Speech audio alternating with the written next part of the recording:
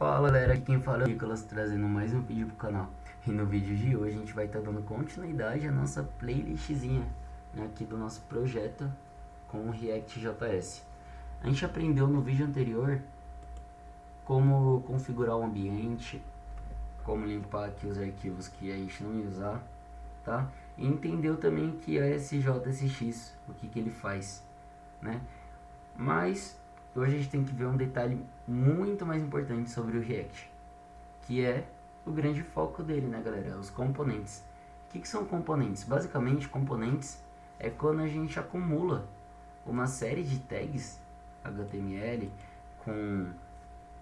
com inteligência própria, tá? A gente, tipo, cria basicamente sistema e aí a gente consegue ter acesso a isso mais de uma vez. É como, eu vou dar um exemplo aqui, galera. Vou fazer aqui uma div h1 nome. Aí aqui eu vou colocar um button entrar, tipo isso. A gente pode ver aqui que o negócio foi realmente renderizado aqui na tela. Mas e se eu quiser, e se tiver tipo uma série aqui de perfis que a gente basicamente tem as mesmas coisas que tem aqui. Vou até colocar um pezinho aqui, ó, descrição, tá, ó. Então eu quero mostrar isso daqui para cada usuário. Cada usuário vai ter aqui o nome dele, uma descrição do perfil e um botão aqui de curtir, sei lá, tá? Então toda vez que eu for querer mostrar um usuário, eu vou ter que, tipo, chegar aqui, copiar isso daqui algumas vezes.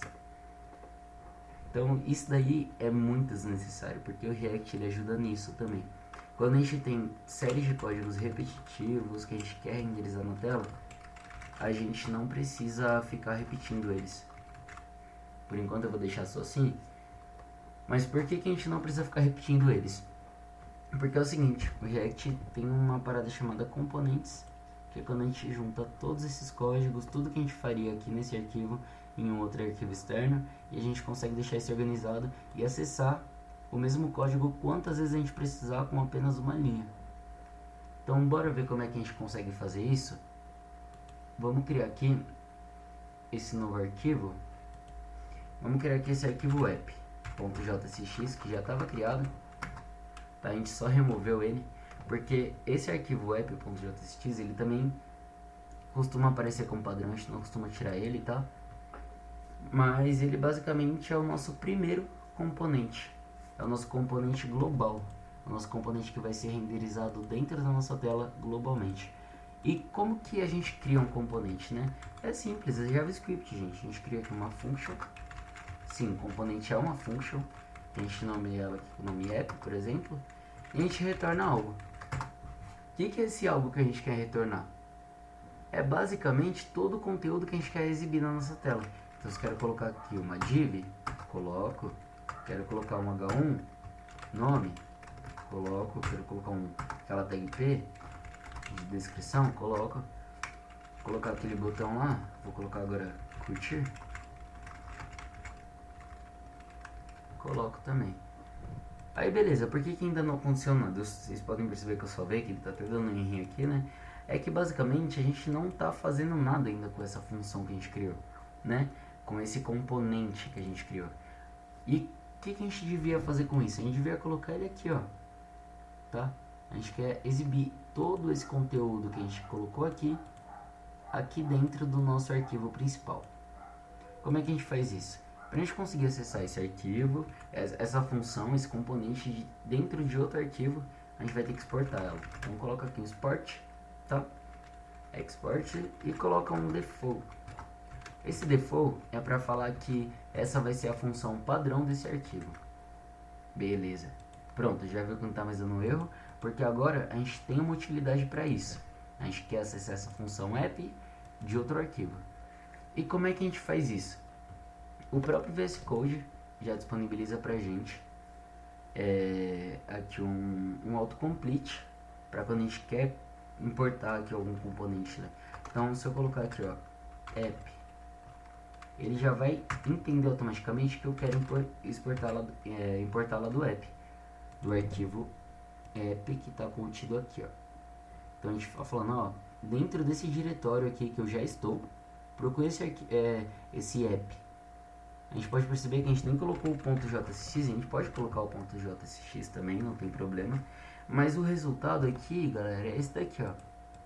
Significa que a gente conseguiu realmente mostrar tudo que tem lá. Tá? Então a gente importa aqui o app, de dentro desse arquivo app.jsx. E por que eu não precisei, por exemplo, colocar aqui o ponto .jsx? Porque a gente definiu aqui essa função como default.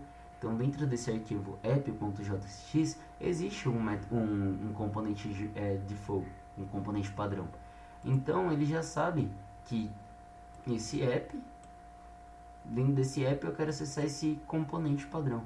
Ele não precisa nem procurar pela extensão, ele já vai saber que está lá para isso, tá? E qual que é a grande jogada aqui, ó? Bora colocar mais 3 apps aqui. Olha só, como a gente reduziu a quantidade de linhas para isso daqui. Tipo, lembra como estava aqui antes? Tava basicamente essa mesma zona, gente. E agora a gente está só com isso daqui. E isso é muito legal, porque a gente consegue simplesmente jogar aqui a palavra referente ao componente que a gente criou e já era, ele já acessa. Mas e se eu quiser colocar, por exemplo, Nicolas, um estilo aqui nesse componente, eu posso? Claro que pode. Ó, a gente vai criar aqui dentro um arquivo app.css. Dentro desse app.css a gente vai fazer umas configuraçõezinhas aqui, ó. Tipo esse H1, eu quero mudar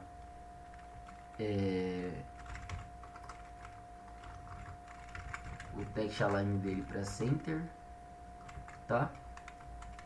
E eu também quero mudar a cor dele para red. Pronto. E esse button eu quero basicamente pegar ele, vou colocar aqui um padding de 20 pixels. Aqui, ó, 15 pixels por 20 pixels. E bom, é isso. Aí, como é que eu faço para conseguir assimilar esse arquivo app.css a esse componente? É simples também, galera. A gente simplesmente vai chegar aqui em cima e dar um import. A gente vai dar um import nesse arquivo app.css. Simples assim. Vamos salvar. Olha só. Já alterou tudo. Por quê? O CSS é implementado automaticamente quando eu importo o arquivo aqui dentro. Tá? Então essa é a grande sacada. Essa é a grande sacada aqui. E a gente consegue fazer mais coisa com isso, com certeza. A gente consegue organizar aqui utilizando o Flexbox, tá? Consegue colocar também aqui algum indicador para falar, ó, eu quero acessar essa div aqui, tá? E a gente vai começar a organizar isso a partir da próxima aula, para essa já não ficar muito longa. Então, quem chegou até aqui, eu já agradeço desde já. Deixa o like, um comentário dizendo o que tá achando desse projeto maravilhoso que a gente tá fazendo com o React. E se você vai ficar até o final também, hein? Porque se você for ficar até o final, aí eu quero ver. Aí eu simplesmente quero ver. Mas é isso, galera. A gente se vê na próxima aula. Tchau, tchau.